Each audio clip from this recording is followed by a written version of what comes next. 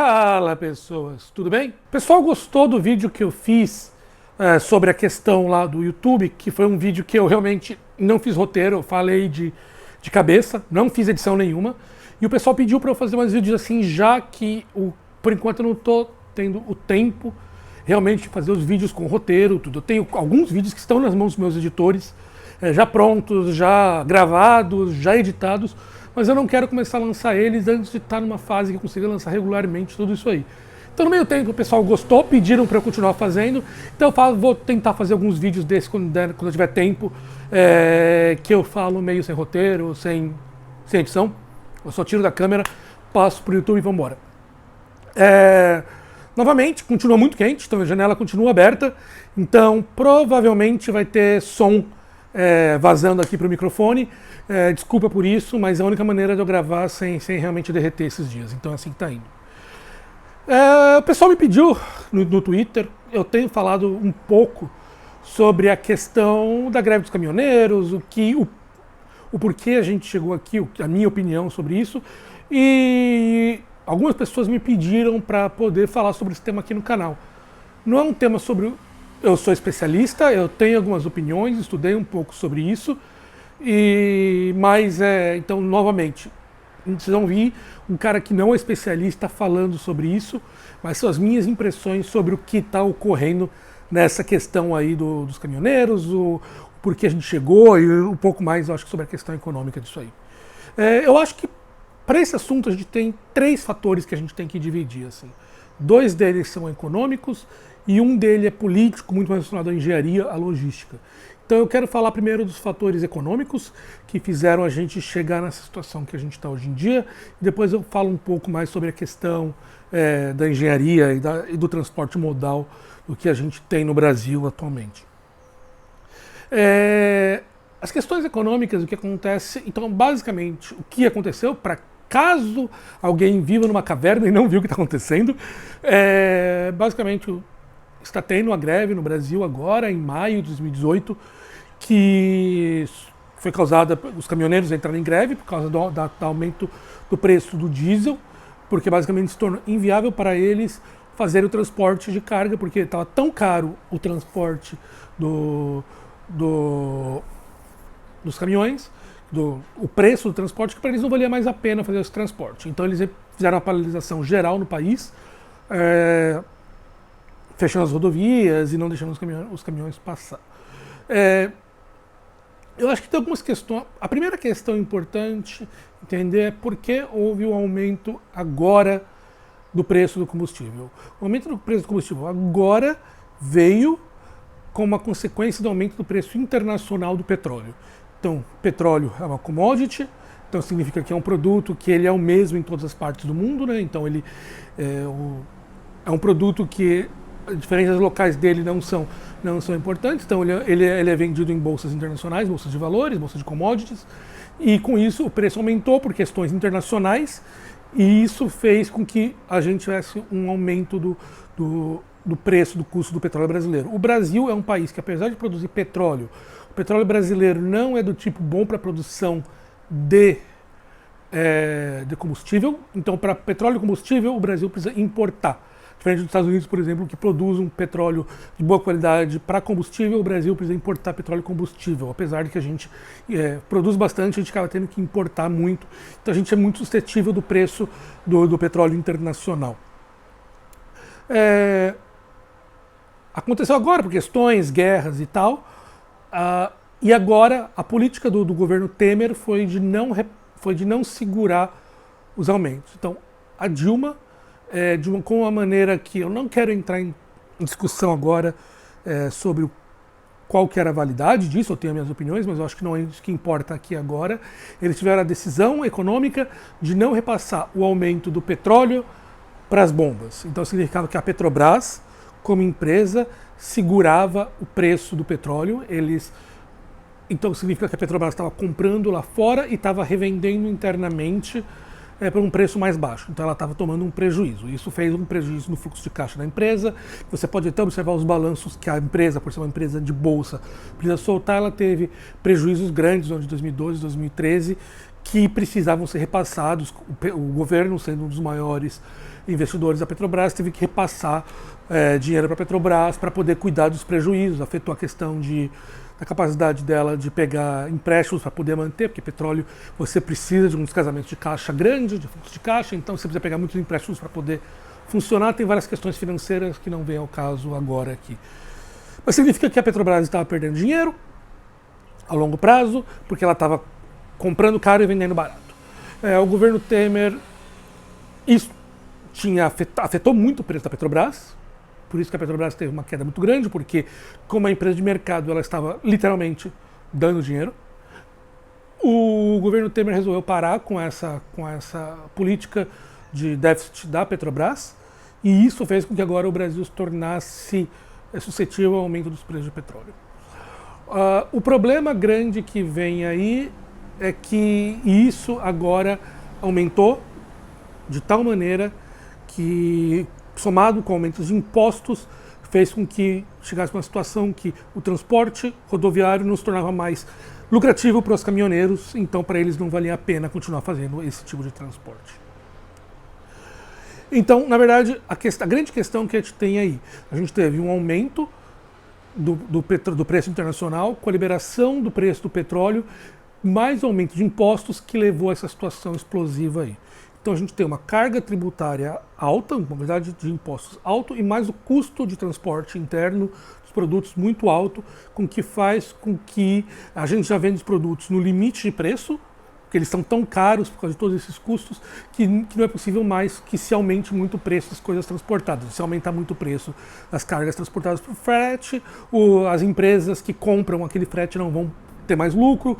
Então a gente já está numa situação que o frete não consegue ser aumentado muito mais, e porque ele está sendo pressionado por trovão, como falei, não dá para fechar a janela, e ele está sendo pressionado pelos aumentos dos impostos e todas essas coisas que acontecem aí. Então é basicamente essa situação. Então, algumas questões que a gente tem aí.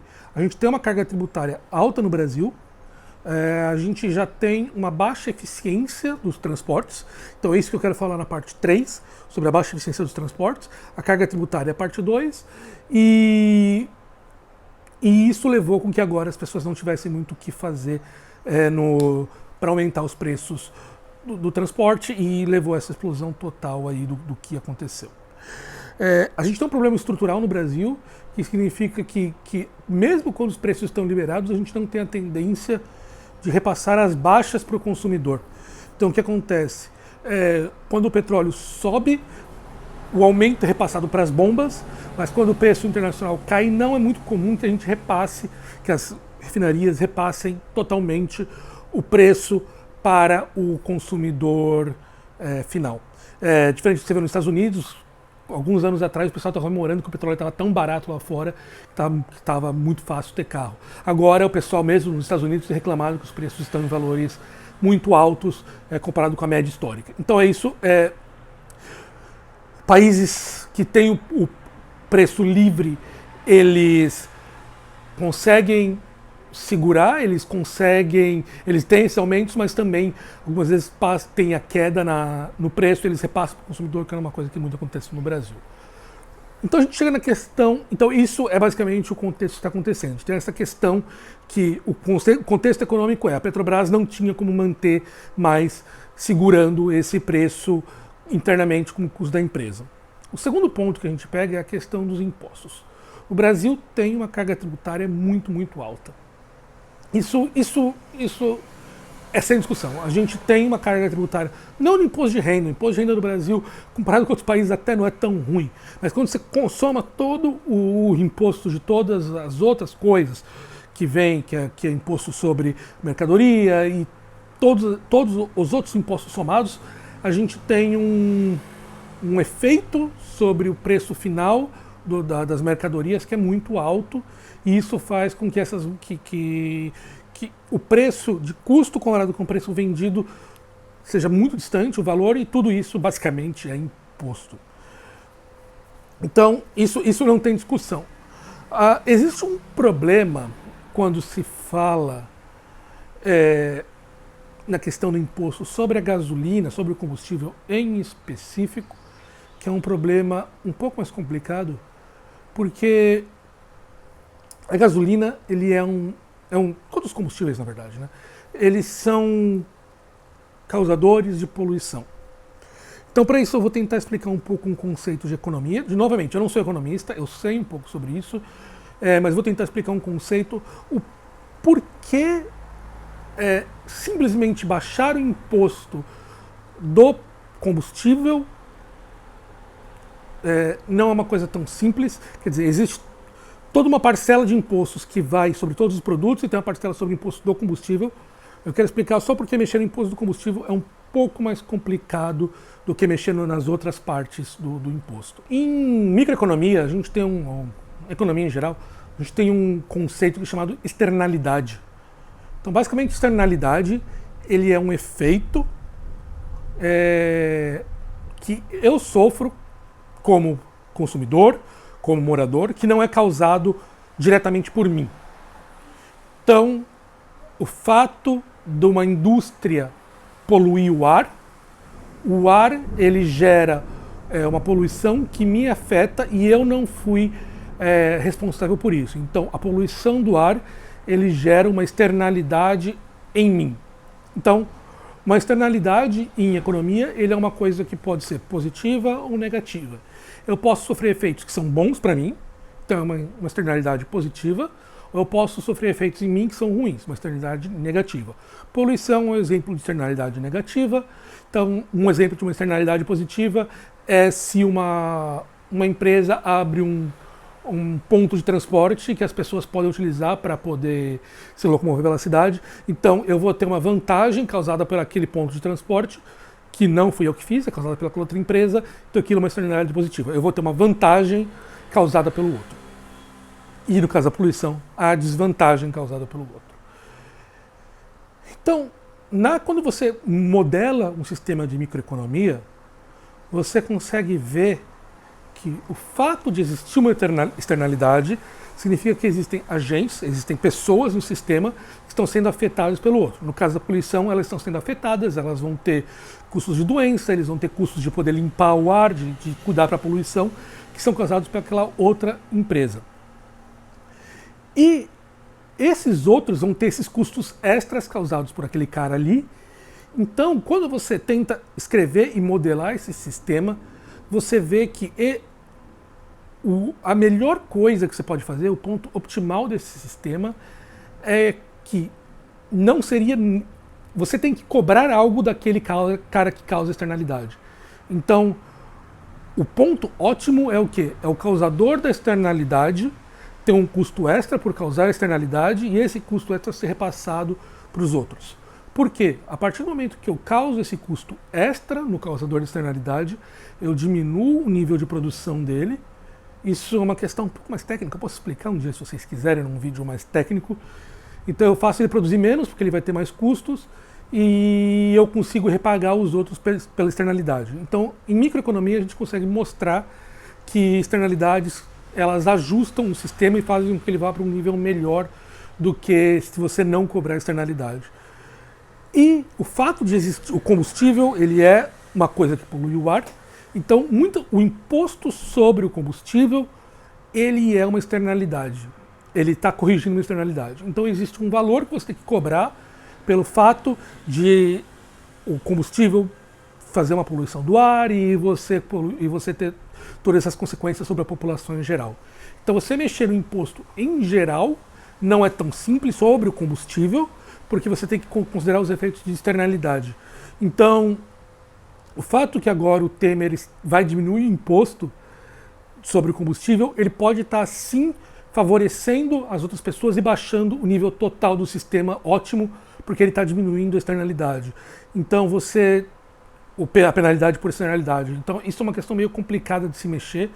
Então você tem que entender que o fato de existir um imposto, no caso do combustível em específico, não necessariamente é uma coisa ruim para a sociedade em geral. O imposto sobre os outros produtos é discutível, o Brasil tem uma carga alta, poderia se diminuir, mas a questão de como se mexe o imposto do combustível pode ser com que você favoreça pessoas a utilizarem mais caminhão, que vai poluir mais e vai gerar mais custos indiretos que você não consegue calcular.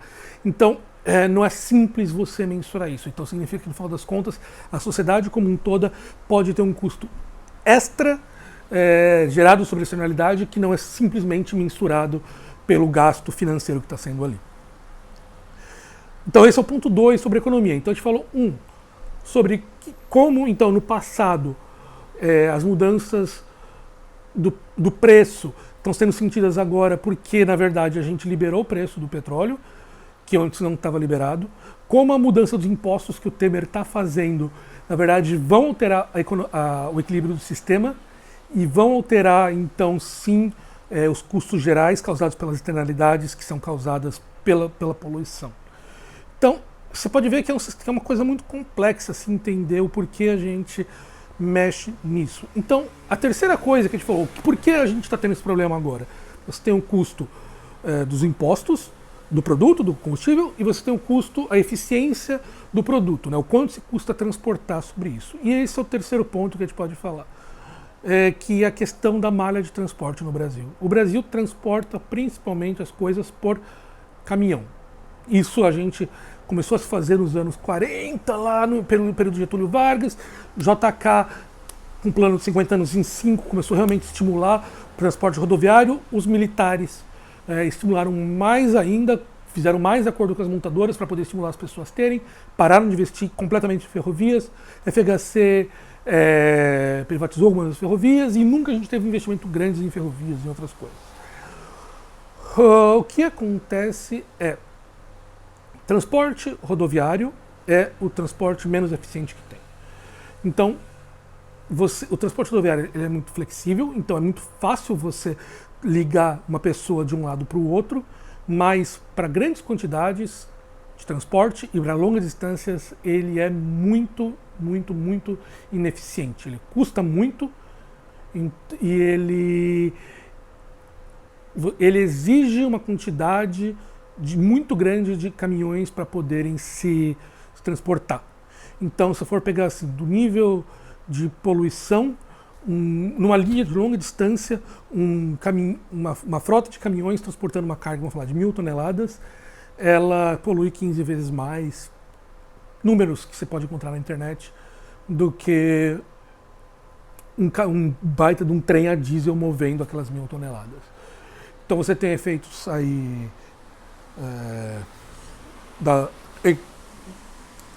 ecológicos, você tem o efeito do custo. Esse mesmo transporte feito por trem, um número aí de 1.000 toneladas sendo transportado por trem, numa distância grande, vamos falar de 1.000 quilômetros, ele custaria aí umas 6 vezes menos do que esse mesmo transporte feito por caminhão.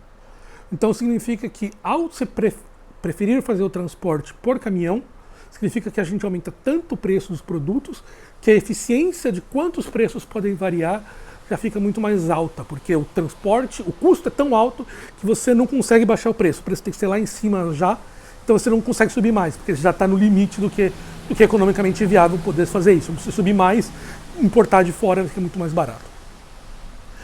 E a segunda coisa é que o Brasil faz um transporte não simplesmente rodoviário, enquanto por ser um país muito grande, então a gente deveria preferir muito mais o transporte via trem e via hidrovia, ferroviário e hidrovias. Porque o trem ele tem a vantagem de ter um custo médio de implementação e ele consegue transportar grandes cargas até uns 5.000 quilômetros. Eu falei errado no Twitter outro dia, eu falei 1.000 quilômetros. Então, números internacionais mostram que até uns 5.000 quilômetros para transporte o trem ele é mais eficiente e acima disso o hidroviário começa a se tornar mais vantajoso. O hidroviário ele é o custo por tonelada mais baixo, mas ele tem um custo mais alto de implementação e ele é o mais lento. Então, para transporte de metais, esse tipo de coisa, você não tem problema. Para transporte de coisas como perecíveis, comida, ele não é tão vantajoso assim. Mas ele é mais barato. E o Brasil, apesar de ter uma indústria muito grande, muitos rios, e a gente tem atualmente a indústria espalhada pelo país, a gente faz transporte principalmente rodoviário. Então a gente acaba pressionando muito o preço por fazer esse tipo de transporte. E isso vale a mesma coisa para o transporte de passageiros. Eu posso dizer, aqui na Holanda, se eu quero ir para qualquer lugar, praticamente, a gente tem trem ligando de porta a porta. Porque existe essa noção de você ter o trem muito ligado. O trem ele transporta o passageiro, mas ele também pode transportar as mercadorias pelo país inteiro. Então você tem uma alta penetração do trem que permite o transporte de grandes quantidades, rápido e por um custo barato. Uma implementação mais alta, mas num tempo médio aí de 20, 30 anos, isso se resolveria, se pagaria. Então esse é o grande problema. A gente investiu toda a nossa história, todos os nossos presidentes investiram em fortalecer o transporte rodoviário e não formar um sistema modal de transporte. Então, ou seja, você tem uma maneira de você ter um barco que liga do Nordeste até um ponto, sei lá, de Salvador, de lá você teria um trem que ligaria para o Porto de Santos e para poder fazer o transporte internacional, e você poderia do Porto de Santos distribuir por caminhões para dentro das cidades, ou você tem um outro trem ligando para o interior e de lá fazer distribuição local. Esse seria o mais eficiente. E por que isso diminuiria o problema agora? Porque o preço de transporte seria tão menor que a gente teria uma variabilidade possível dos preços dos itens, a dependência do combustível afetaria menos, então quer dizer, os caminhões ainda fariam a distribuição local, mas eles seriam muito menos afetados porque o custo para eles é muito mais danoso a longuíssimas distâncias, então quer dizer, para o caminhoneiro é muito mais eficiente você transportar pequenas distâncias, porque o custo por quilômetro, o preço que eles cobram por quilômetro é muito mais alto. Então eles estariam sendo também muito menos pressionados. E como um todo, a gente teria uma poluição menor e um custo geral de todas as coisas, um custo Brasil, entre aspas, muito menor. Então a grande questão que a gente pega aqui agora, o que eu, Caio, como eu falei, esse é um vídeo completamente pessoal, sem nenhum estudo muito sério sobre o tema, acredito que vai acontecer. Infelizmente, eu acho que a gente está num ponto que não existe uma solução fácil de ser feita. Porque qualquer solução agora significa que a gente depende do preço internacional do petróleo para poder baixar. Se a gente diminuir os impostos, a gente vai estar alterando externalidades. Então a gente vai estar, no final das contas, gerando custos invisíveis para o resto da população, que a gente não vai estar vendo. Então a gente está numa situação muito complexa. A melhor coisa que seria se fazer seria, assim, você começar a investir a longo prazo em começar a melhorar novos sistemas, as modalidades alternativas de transporte. Então a gente passar dos 60% de transporte de cargas que atualmente é feito por rodoviário para passar para uns 60% feito por trens, por exemplo, que é como é feito nos Estados Unidos. Então isso que teria que começar a fazer. A grande questão é, qualquer um que for fazer isso, não é uma coisa que vai ser feito no mandato de um presidente, não vai ser feito no mandato de 2 presidentes. A gente está falando de um trabalho de décadas para poder ser feito, para poder se alterar toda a modalidade de transporte do país. E a gente sabe que isso não é vantajoso economicamente para ninguém. Porque não é isso que eu quis dizer. Isso não é vantajoso para nenhum presidente, nenhum político fazer isso. Então nenhum político vai dar a solução e falar, vamos investir 30 anos para poder melhorar o sistema de transporte brasileiro. Então a grande questão é que a gente está numa situação agora que eu não vejo uma solução trivial. Baixar os impostos gera externalidades. Baixar o preço do combustível, a gente vai empurrar com a barriga ali e a gente fica muito mais dependente.